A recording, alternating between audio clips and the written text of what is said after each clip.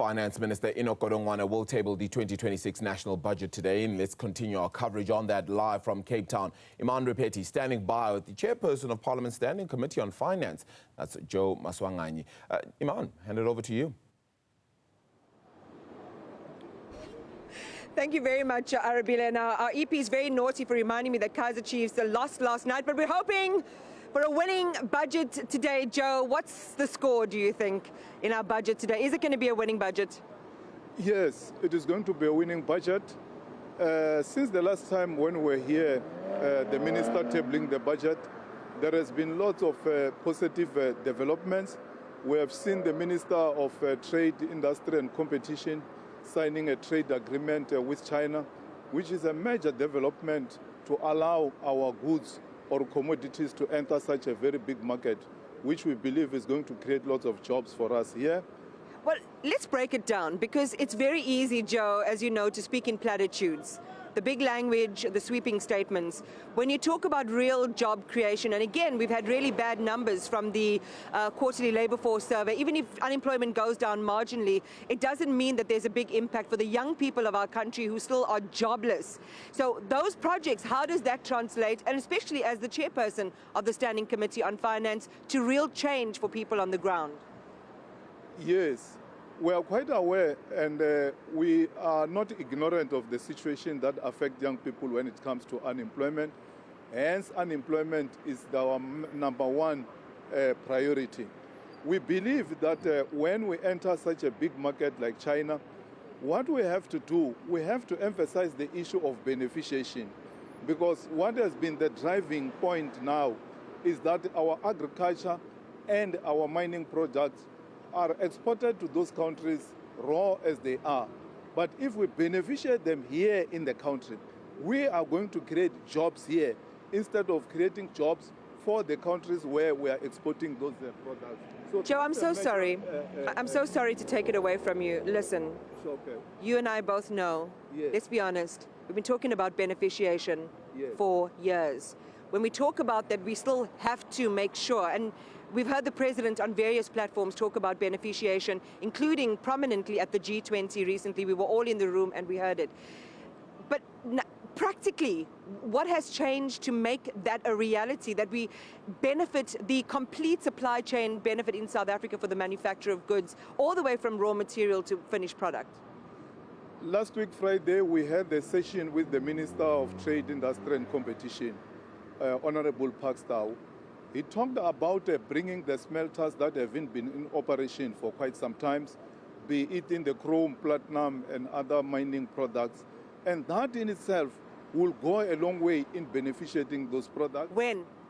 The Minister has got a breakdown as to when which smelter is going to start operational, and he has unfolded a program that outlines each and every product, be it in agriculture, be it in mining. The plans are there in those sector departments. When? We do have time frames. I don't want to speak for ministers here.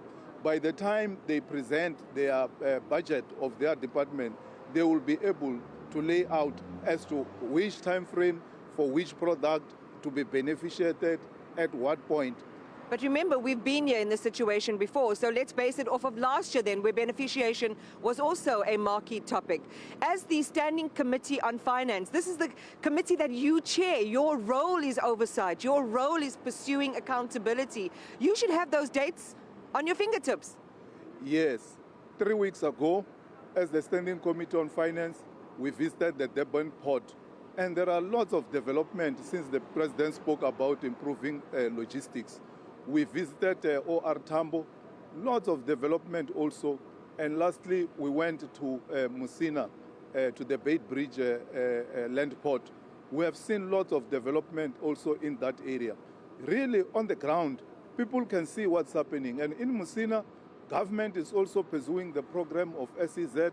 The same applies in the Tubatsi area.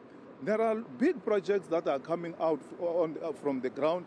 And then also in the logistics sector, energy sector, we have seen the private sector coming on board. As the President spoke in detail about the PPP, private-public participation. So we believe that with the capital coming from the private sector, we'll be able to unlock huge infrastructure rollout.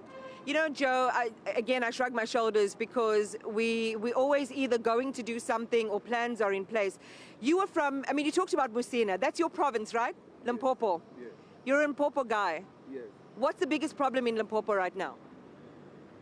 Right now, the past month, we have seen flood devastation. Well, actually, it's water provision, right? Because most of your compatriots in Limpopo don't have proper water to drink. There's a place in Ward 5, I'm not sure where you live in relation to Ward 5, where your ancestral home is or where your family home is, but they are struggling with basic service delivery issues. And budgets like these are what we rely upon to foreshadow a change in life for those communities. I mean, can you credibly say that change is already, you know, part of people's lived experiences from your own province when it comes to basic services? In the province of Limpopo, we are seeing water projects being rolled out. You go to Guyana now, it's no longer the same like it used to be 5 years ago. You go to Capricorn, life is no longer the same. There's lots of money that has been rolled out on the side of water and sanitation. And projects are there on the ground. On a daily basis, we see mayors opening projects that have to do with water and other related infrastructure. Of course, there is a backlog that now has been created by the flood. The president has been there. He's pushing ministers to make sure that the disaster management, that is there in the Limpopo, is attended to in terms of the disaster budget. A lot of work is being done. Even we're in Northwest in January, for instance, during the January 8. We have seen lots of projects when it comes to mining development in that province. There are challenges like in KwaZulu-Natal, which I think the Minister and the Minister of Trade will have to attend to. The issue of Tonga to Hewlett is a major issue for the rural economy like that of KwaZulu-Natal. But we know through IDC, there is an intervention in that regard. The steel industry is facing a challenge because of the imports. There is also an intervention in that regard.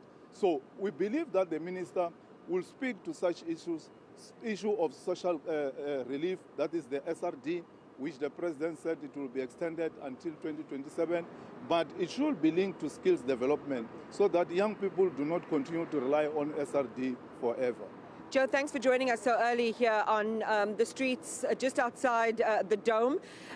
Again, if you're living in Limpopo, what do you make of what Joe Maswanganyi is saying? He's the chairperson of the Parliamentary Portfolio Committee on Finance.